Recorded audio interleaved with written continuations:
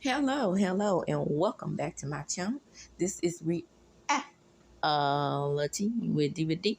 How you doing? And on Mother Wendy, this is going to be a real quick piping hot tea settlement segment, not settlement. Is on my mind because I'm about to talk about me some P shitty. But anyway, the point is, this is a piping hot tea. We're going to talk a little bit about Portia and Simon Guobadia. And we're going to talk about P. Shitty, of course, and just a little bit about Summer House Martha's Vineyard. Wah, wah, wah. Well, first of all, let's start out with Summer's House Martha's Vineyard since it is a lighter topic.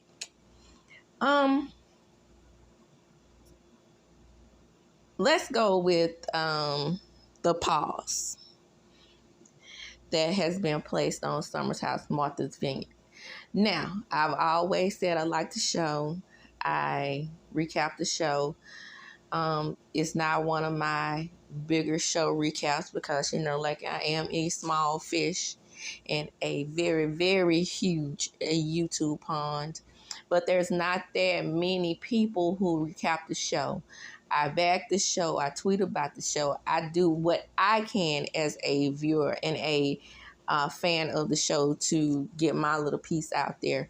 But in essence, none of that has seemed to work. The show has been put on an indefinite pause. I don't think it's fair. I don't think it's fair that the show has been put on an indefinite pause. A lot of people are saying that it's because Bravo does not promote its black shows. Actually, I'm beginning to believe that because in its first season, the only promo that it got really was doing during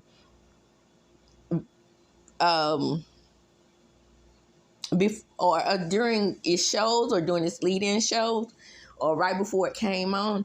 Now, excuse me, I'm not a fan of Below Deck and I don't watch Vanderpump Rules. I was a fan of Lisa Vanderpump when she was on the Real Housewives of Beverly Hills. I probably watched like the first couple episodes of the first season and I just could not. Now, I know it's a very popular show amongst black and other demographics of people. But what we have to understand here is that on Bravo, because of the Real Housewives of Atlanta and the Real Housewives of Potomac, we want to see more shows that represent us. I'm sorry. If you can have a summer house, with a predominantly white cast and a summer house and Southern Charm with predominantly white cast and all these types of shows that are also popular with predominantly white cast, we want to see representation for ourselves. And same thing about Candy in the Gang. Candy in the Gang was supposed to be like the comparison or the parallel to Vanderpump Rules. It's on an indefinite pause. Now, we have been told many, and it's been, I think, maybe about 2 years now. And we've been told so many times that, this is on a pause, it's coming back. If it's going to bring it back on Peacock like you did the Real Housewives of Miami, if you have to. But we want to see it. We want to see ourselves represented on TV, and that's just what it is. And like I said, I love Summer's House Martha's Vineyard. I don't care about them being on the vineyard, like I said in my previous recap. A lot of people say it's because they're on the vineyard. I don't know any better. I don't know where else they could go to make the show more interesting, because where they are, to me, is where I got to know them, and that's where I would love for them to stay. Again, that's just me. I mean, of course, bigger content creators who recap the show say they need to go elsewhere. But, for me, Martha's Vineyard is the jam for me. I like the laid back atmosphere. But, I mean, yes, maybe they could bring in more, fun partying, and that could be at the beginning of the summer. I could see them saying that. But other than that, the locale is fine for me. Now let's move on into some Guobadia pettiness.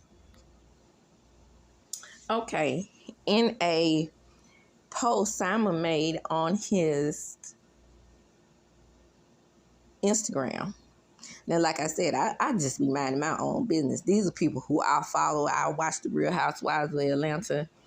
I thought Porsha was going to come on to the show, married and happy, hashtag, what's her little hashtag? Be his peace, queening and hashtagging love wins. Isn't that what it is? Hashtag love wins. Isn't that her most popular one? Well, I guess Simon starts it out. What he says is, what is an example of sowing and reaping? If you sow wheat, you reap wheat. If you sow kindness, you will reap kindness. If you sow a lie, a quarrel, or slander, you will reap the same. So I guess that was towards his ex-wife, or, they both are sending out subliminals. So what we see is Porsha enjoying herself in the home, the $7 million home that Simon Guobadia purchased. Now, in documents, it is showing that in the prenuptial agreement, allegedly, everything is alleged in my opinion. Yes. Everything is alleged in this Piper High Tea and in my opinion. So, allegedly, the court documents show, or the prenup shows, that Simon wanted Porsha to not work, okay? So, if she is not working, then she was to obtain the home, right? So, that makes sense. And it's fair. But at this point, from, Memorial Day, it seems to me that Porsha is indeed squatting in the home, because technically she didn't uphold her end of the bargain. Her end of the bargain was that she would continue not to work, and then he will provide the home in case of a divorce. She's working now. And that is his point. He's saying that she has another home. And my thing is, I was so proud of Porsha that she decided to keep the home that Miss Diane is staying in. So at this point, seeing that Simon is saying that he and his kids have no place else to go, I think that she should go ahead and give up the home. And since she put nothing in it, according to him, he sold 2 properties to get the home. And since she have, no financial investment in the home, they have no kids, I was just like, to get this scammer out of my hair, I would just let him have it. So, not too bad outdone in true Porsha fashion. She says, "Happy Wednesday. If a person concealed a criminal past and provided a fake identification for a green card, is it still a valid green card in the U.S.?" So, I guess Porsha is not remaining silent. And not to be outdone, we have to remember that the young scammer has been doing this practically his whole life. You cannot win, Porsha. You can't win, child. If you know, you know. That's Michael Jackson from The Wiz, baby. You can't win against a young scammer. Somebody who is in his middle to late 60s that's been scamming his whole entire life. You can't win, child. So he comes back at her. I'm a need for people who think there are 265 days in a year to stay out the understanding of the complex U.S. immigration laws above your mediocre mind. Now, I will say, when I say you can't win, Porsha, you have grown. You know how to shave. You know how to read. I'm not going to take this away from you because these things you have developed as a Real Housewife of Atlanta. But baby, I don't know where this young scammer got all his shading and reading skills and his petty. But honey, you are definitely out of your league. He is up there with the reads from the old Needly Leaks days, baby. If you don't and Porsha, like I said, I'm giving you your props on that, but baby, you can't win. This man is it's almost mind-boggling how he is, beating you in the press with the word shade, beating you in the press with the reads, and it's almost like it's genius. And I guess you would have to be a genius in order to be a young scammer in your middle 60s. And girl, you are just now in your early 40s. So he's been on this since he was in his teens, being deported, exported, reported, and everything else back into the United States. And he is still here, not going anywhere. Where I do believe that you do have a argument that he frauded you. So maybe, like I said, maybe you could, in my previous, when I first found out you all was getting a divorce, that you could, get a divorce based upon his scamming and his fraud. But girl, it does not look like this man is going anywhere. He is staying on your neck. You can't breathe. He is being a big old DICK. Girl, good luck, Porsha. Good luck. That's all I can say, because, this man is, 10 times your level of petty, and then he has the so-called intelligence to boot. How, you guys getting together and the situation that you got together in, you should have known that if you come up against him the way he treated Fallon, that you were going to fall victim to his word shade and his breeds, honey. Because, like I said, he's right up there with Nene Leakes, in my opinion, because he got you with that 265 days. But moving right along, girl, we're going to get on into some information about P. Shitty. And I'm not going to stay on this too long because, so many people are reporting on it. And I read the article in Rolling Stone. It is an extensive article.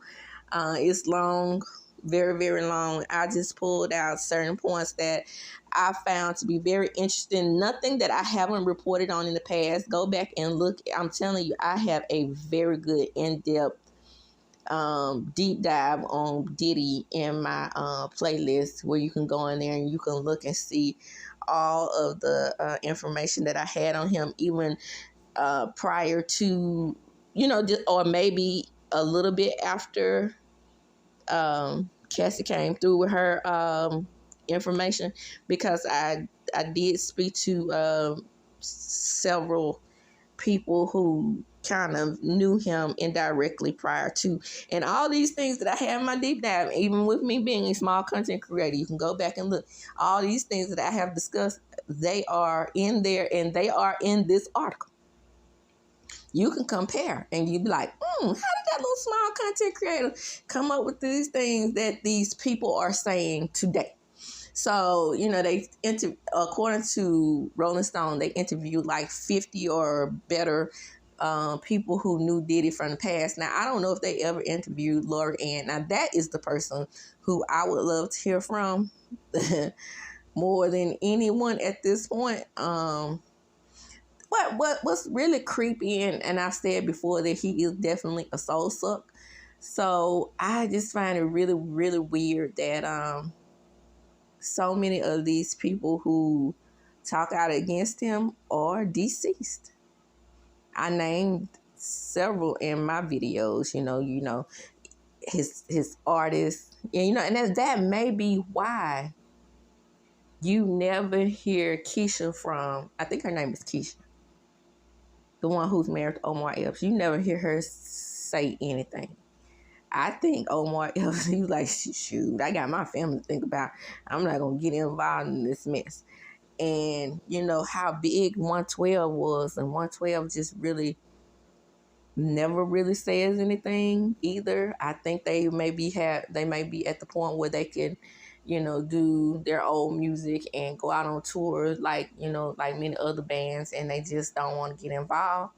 But I also watched the Surviving Diddy TMZ uh, show that they did documentary on Tubi.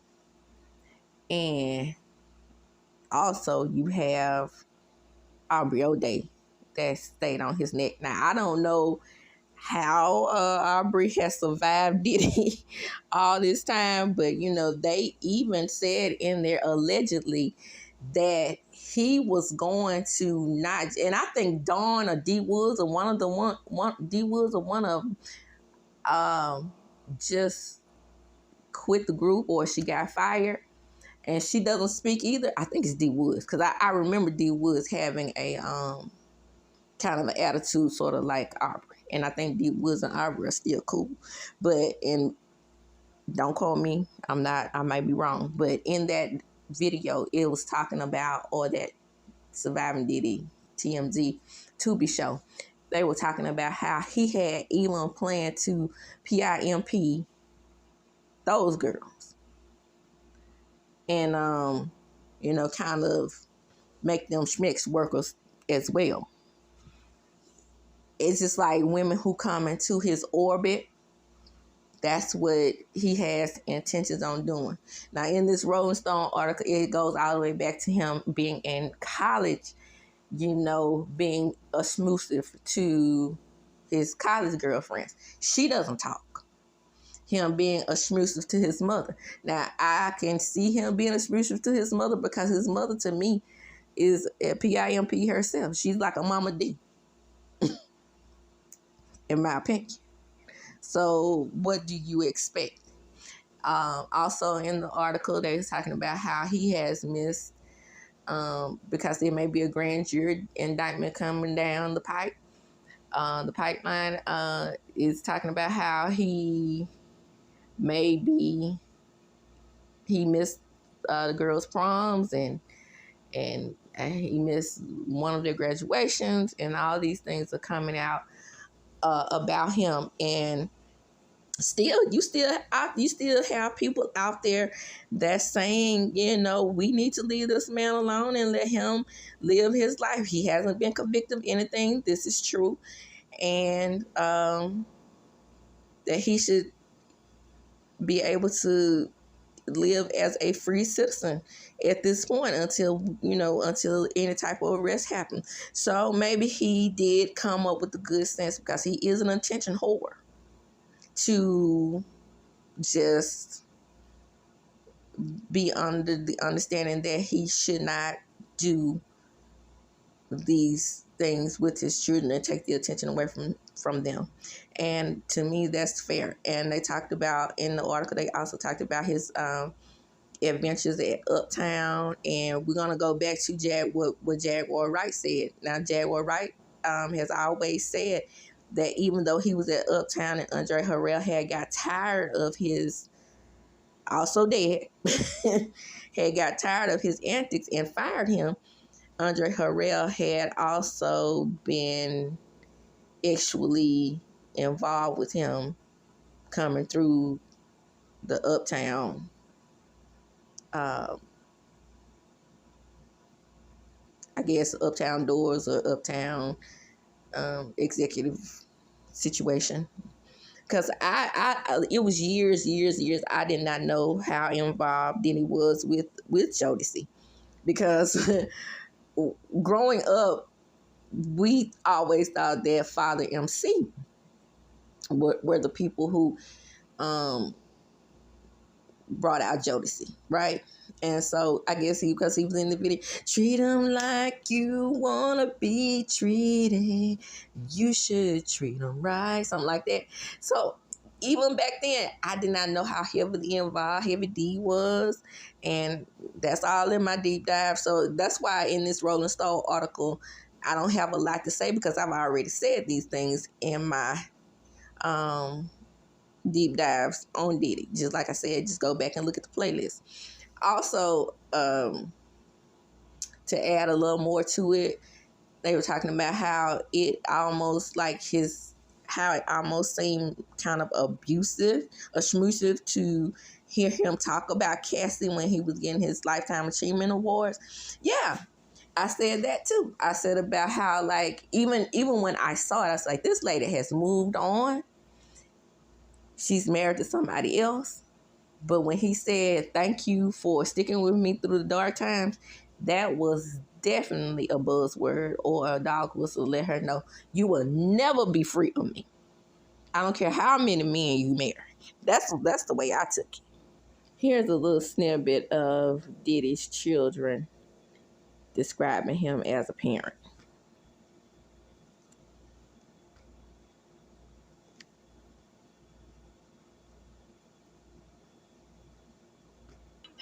He has a little bit of strict, a little bit of fun, but like together, and it just makes a perfect combination. I love that. So I wanted to ask you, I remember when he came out with the Bryson Tiller song, Gotta Move On, right? He had you guys dancing with him. What was that like? Is he always around the house making you guys dance with him and whatnot? He's always like, we're teaching him like TikTok dances, but he's teaching us like older Diddy Bomb and like all the like bumpy stuff. Can you guys do the Diddy Bomb? Do you guys know how to do it? No, we're working on it. We're perfecting it. We got the basics, but it's not there yet. That's hilarious. And last question, what is your favorite song by your dad? Gotta Move On. I love songs on the new album that's coming out. Really good. Can we know what it is? No, definitely not. You'll see on Friday. Okay, thank you ladies so much. You look amazing. How does it feel to be here tonight and your dad is getting honored? How does that feel? That's an honor just to be here and be a part of it, you know what I'm saying? I've been watching my pops since I was young, you know what I'm saying? I'm his biggest fan, so to see him get an Icon Award, he deserves it. So I spoke to your sisters and I asked them, what is their favorite Diddy song? They told me, Gotta Move On. What's your favorite song by your dad? Favorite song by my pops is probably Can't Nobody Hold Me Down. Why? I want to know why. I just feel like the video is so fly and just the sound of that would be so like authentic. You could tell it's just natural for them. Now, that is showing a deep contrast on, allegedly how he has, excuse that music because that was, how he has treated women in the past, including their mothers. For me, with Quincy, I start with Quincy because Quincy is the eldest child, and he is, even though he is Al B. Sure's child with Kim, and Diddy stepped in. For me, with me knowing all of the abuse allegations, even prior to Cassie coming out, and then us seeing the video of Cassie, I still would be, as his children, I could not help but feel some type of way knowing that there are allegations out there against my dad as to how he treated my mother. And then with her being one of the ones in this whole elaborate deceit circle, this man has been accused of, blowing up people's cars, breaking chairs over people's heads, and, going all the way back to college, even trying to traffic women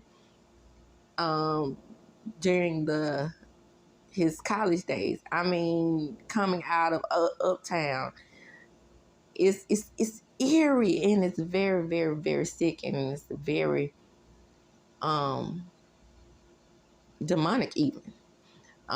His relationship with Tupac, how now you can go back and look at old videos. The break with Tupac and Diddy started with the main break, started with that elevator ooting. It has been stated out of Tupac's mouth prior to his demise. I remember it like it was yesterday. I remember his first interview when he came out with the he had bandages on his head, bandages on his hand, legs. He was out 5 times, right? As soon as he walked out that hospital, it was like, do you think you know who did this to you? He said, Puff. Go back and look at the video. He said, that motherfucker set me up and had me out in the elevator. He never changed his story. And back then, because even though I was always West Coast, don't get it twisted, I was like, nah, not Puff. I don't think so. Puff had gotten to the point, and by the way, that's how he got his name Puffy, because he was always acting a fool and spiraling out of control, having these temper tantrums. But anyway,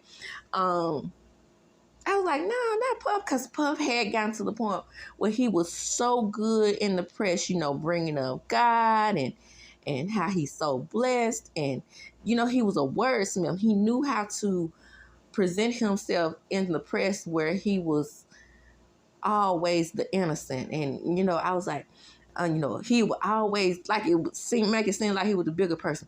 Oh, not me. Not Puffy. How could Tupac say these things about me? I would never. I mean, I admire him and his work. I know we are, going through these East Coast, West Coast bullshit right now, but I've always admired him as an artist. Telling the truth, but deep down, always something sinister right under the surface. And it wasn't until I started doing deep dives on him. I do remember doing a deep dive on him prior to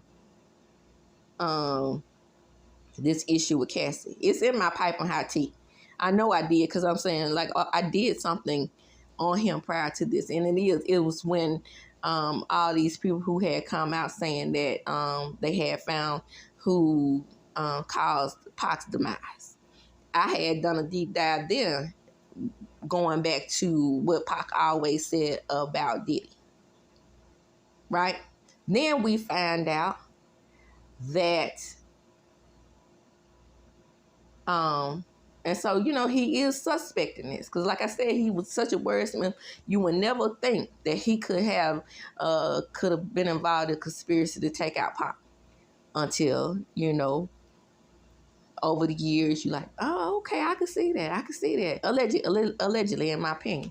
And the same thing with Biggie. I thought he was such a good friend to Biggie, but then it was always under the surface where people in the industry was saying that Biggie had every intention to get out of his Bad Boy contract, and he wanted his masters.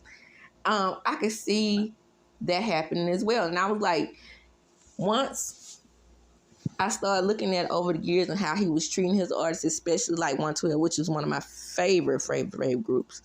I was like, was he going to do Biggie like that?